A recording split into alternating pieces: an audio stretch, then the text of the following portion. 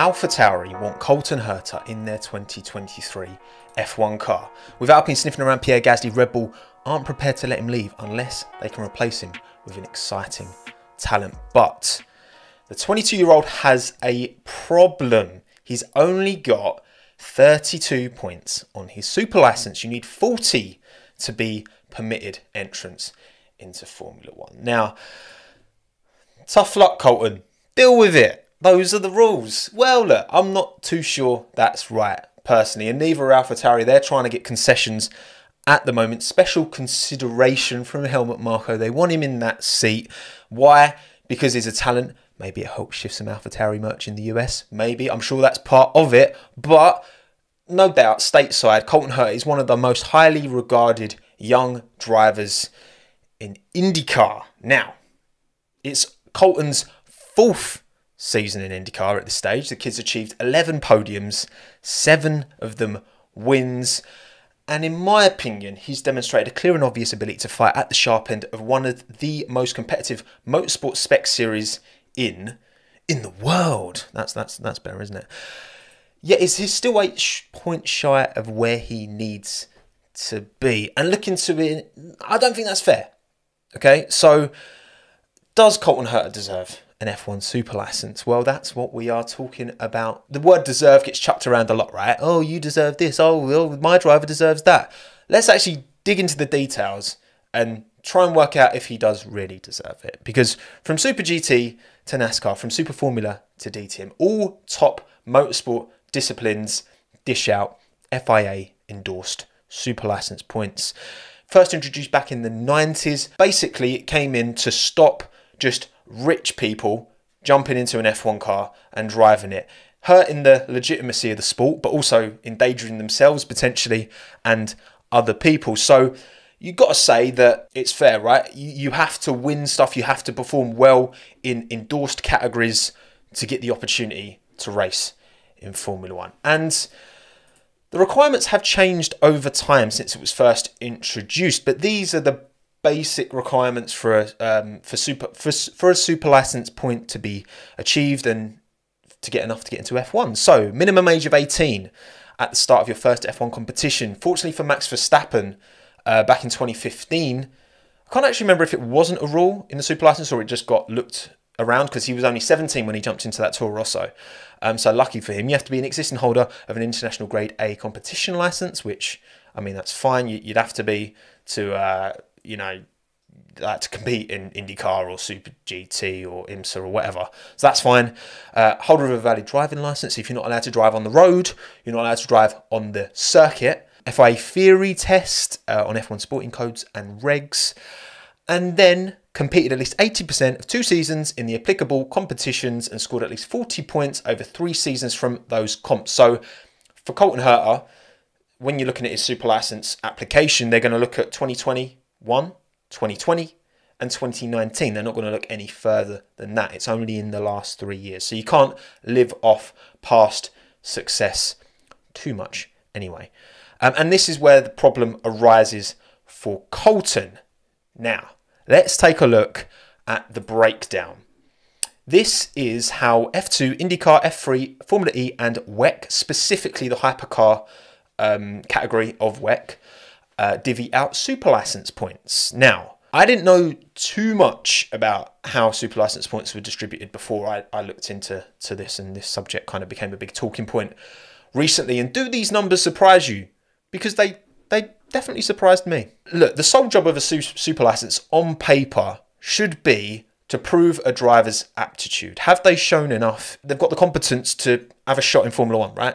If that is the sole purpose, I cannot understand, I cannot fathom how IndyCar is you're given less points than F2. Even more so, right?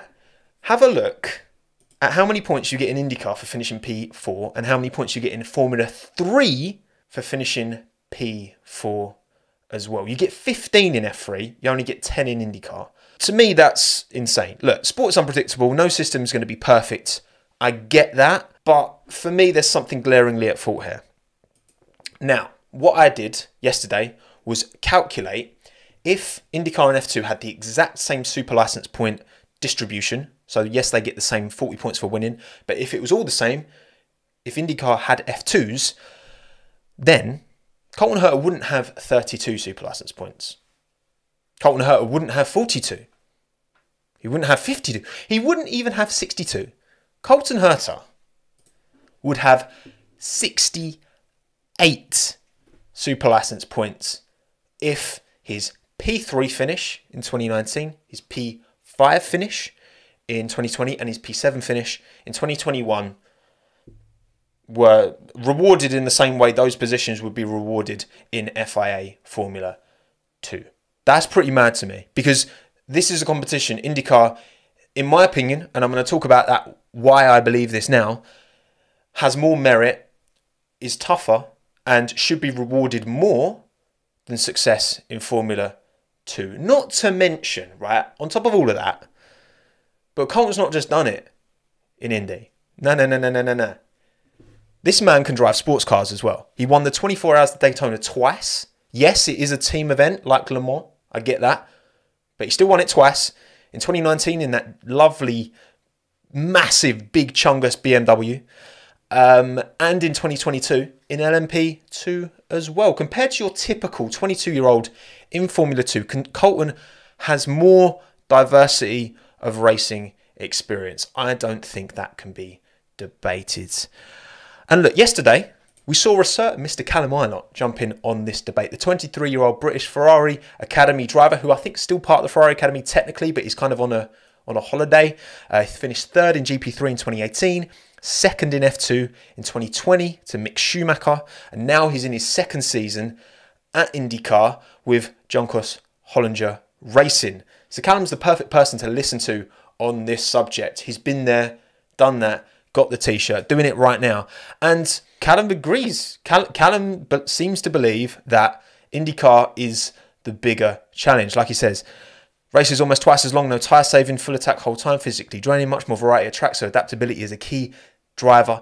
And Team F2 has its own quirks, which are hard to master, but Indy takes the cake. Callum's been there. He's got that experience. He's a young driver as well. I think he's the perfect person to listen to. But let's talk about it. Let's talk about Formula 2, okay? First and foremost, because it is a junior category. The average age, I didn't go through the whole field, but it's around about 21, isn't it? It seems like there's a few 19, 20-year-olds. There's a few kind of 23, 24-year-olds, but I would say that broadly speaking, it's about 21 years old, right? The step up from F3 is significant. The cars are very different to Formula 3. That's important. They're heavier. They're faster. I would say from what I've heard from drivers, maybe a bit more of a challenge, generally speaking. But at that age, you're still cutting your teeth. You're still learning. And don't get me wrong, there's plenty of raw talent, no doubt. You've got Leclerc, Russell, Norris, Albon, all graduates from F2, all proving their abilities in F1. No question. Drogovic, Pourchaire, and Sargent all rapid this year. But at this stage, they're still raw. And the majority of the field is still in this early part of their career. You can't possibly be a complete racing driver at that early stage of your career. Like you even look at Max Verstappen, prime example, right? Yes, he jumped into F1 at 17, but at 21, he was still not a complete driver. Far from. I think right now we're seeing a pretty complete drive. I think this is the first season we've really seen Max get everything right. And at 21, he wasn't even there then. So to expect that from F2 drivers, it's not realistic. And look, the biggest feather in F2's cap, in my opinion, is that it does follow the F1 circus around the world, right? So you're getting experience on these tracks, you're getting experience on these circuits that you would be racing in Formula 1. Understanding the nuances, that is certainly something that F2 has over IndyCar. And also, F2 is an FIA series. And I think that does play a role in this. I don't necessarily think that there's a bias against US series, but I do think that the FIA do have a bias towards their own series. I think they like the idea of there being this kind of, perfect like F1, F2, F3, F4, this kind of funnel that you work up. Yeah, they have like Formula Regional as well, and it's a bit more spread out when you get to like F4 car levels. But I think they like the idea of people getting in and kind of moving through their system. Whereas IndyCar, again, look, I'm sitting here making the argument, and I will do once we get into the IndyCar bit, that IndyCar is more of a challenge, and I would value a driver higher for winning IndyCar than I would for them winning F2, that the same driver, the kind of same age in equal circumstances. You race IMSA prototypes like K-Mag was doing last year, and it's the kind of same point allocation as Formula Regional. But also one thing I would say is that, you know, the whole point of an FIA super license is to build you up to Formula One. And I think having single-seater experience is very important. So I do understand giving more points, relatively speaking, to, you know, again, Formula Regional, Super Formula, F2, F3, all that, compared to like DTM or IMSA or whatever. I get that, because I think single-seater experience is nuanced and it's important specifically for an F1 seat. But then on to IndyCar. And first of all, let's have a quick look at the live poll. 77% of you have said IndyCar is tougher than F2. 23% don't think so, which, you know, I'm going to sit here and I'm going to make the argument as to why I believe IndyCar is the tougher gig and should be rewarded more highly. Because obviously it's more established. You've got F1, IndyCar, NASCAR. Like, in terms of the most famous, most competitive motorsport series in the world, you know, IndyCar's right up there. The grid's absolutely stacked with experience and top talent. You've got Will Power, Scott Dixon, Scott McLaughlin, Joseph Newgarden. These are drivers with years of experience who need no introduction. I think one of the biggest feathers in IndyCar's cap, you have such a variety of different circuits you race on. You race on conventional racing tracks, you race on street circuits, and you race on ovals. The diversity of challenge. I mean, we've all seen how IndyCars set up their aero on an oval compared to on a street circuit. Like, it's like an entirely different category. And you can't tell me, as a junior, as a youngster in your early 20s or even late teens, racing in IndyCar with that variety of different tracks, with that experience, like mad experience. I mean, Will Power's leading the championship at the moment is 41. When you're racing against that level of talent, I just think that that's going to prepare you even more so than a junior series like Formula 2, where you've got a lot of rawness around you. You know what I mean? A lot of the drivers are very green, very new. A lot of them are going to be rookies in their first year in F2 as well. The talent that's needed to win an IndyCar title, which makes Alex Palou's achievement last year even more impressive. You've got to be fast at street circuits, you've got to be fast at conventional tracks, and you've got to be fast at ovals, which is like a totally... And I know it's easy, oh, they're just driving in circles. There's more. It's not just driving in circles. Like, there is more to it than that, okay? I just think that it's easy to just kind of write that off as like, oh, I used to be the same. I'll be honest, I used to be very much like, oh, they're just driving in circles, I don't see the appeal.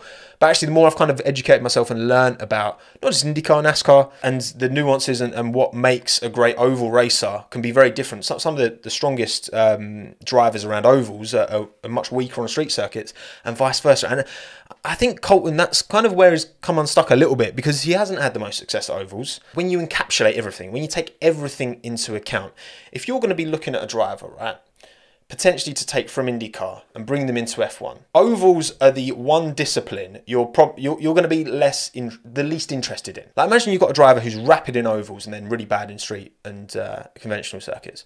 You're not going to be like, oh yeah, that's the driver for F1. They're the one who's really good at, you know, the nuances of driving in circles. When I say about Colton Herta and disregarding the ovals to an extent, I did find a very, very good tweet from a certain Mama G-Force.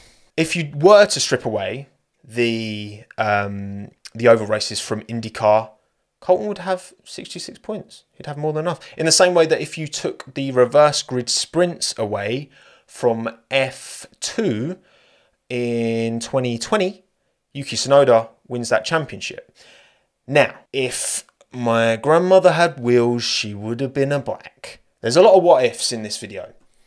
But if we're going to talk about something like deserving, I think we have to try and look beyond just the numbers and the rules. What is a super license meant to be? On paper, it's just meant to prove aptitude and performance. And in the same way that people will always talk, oh, if the point scoring system was different, Prost would have won so many more world titles, blah, blah, blah. They are valid points to make, because rules of sport change, especially motorsport, they change all the time. And if we want to try and get to the truth and try and get to the most kind of fair understanding of what's going on, we have to dig a bit deeper. It's a spec series, but you still, just like in Formula 2, you still have certain teams that will perform more than others and can deliver a car that is better than other types of cars, you know what I mean? You can't sit there and tell me that someone who finishes third in Formula 2, which is exactly what Alex Albon did, by the way. So you can tell I'm not talking about this from a biased point of view. When Alex Albon got promoted, he'd shown less than a Colton Herta has right now. Like a Colton Herta right now, if he doesn't deserve an F1 seat, Alex didn't deserve one in the first place. This isn't about Red Bull. And I know a lot of people, oh, it's just, you know, you're just catering to Red Bull. It's highlighting something that clearly I think the majority of people believe that what I've seen on Twitter, what you're responding on the polls, the majority of people seem to believe that IndyCar deserves more super license points. And I think this is a good opportunity to address that and potentially change it moving forward, because you can't tell me, I'm sorry, you can't tell me, if the whole job of a super license is to determine whether a driver has the aptitude to perform, you can't tell me that P4 in IndyCar is worth 2/3 the points of P4 in F3. That is ludicrous. That is foolish. And I will not stand for it. And look, I know there's a lot of skepticism. Oh, it's a US driver. We're just pandering to the US market. No, I just think it's correct to acknowledge and respect IndyCar, like the thumbnail suggests. And we're never going to get to a stage where it's all perfect. There's always going to be, you know, oh, yeah, but I think that driver deserves that. And you have to draw the line somewhere. I fully understand that. But for me, nowhere near. IndyCar's getting nowhere near enough respect. Indy 500 used to be a literal Formula 1 round. The Indy 500 used to count towards the Formula 1 World Championship way back in the day. And now it's regarded less than the Premier Junior category, which again, the point of this job isn't to, you know, dunk on F2 at all. Like, F2 is great at what it does, but you can't tell me that IndyCar doesn't have a more competitive field, doesn't require more to win. Let me know in the comments below, because that's where the real conversation goes down. And we are going to wrap up this interactive video. Let me know what you thought of this new format. We're gonna get the like and subscribe graphic in here, and I'm gonna try and time my outro. But thank you all for coming. No sponsor on this one because it is a live stream, but I hope this went down well. My name's been Tommo, as it typically is. Thanks again. Have a good one.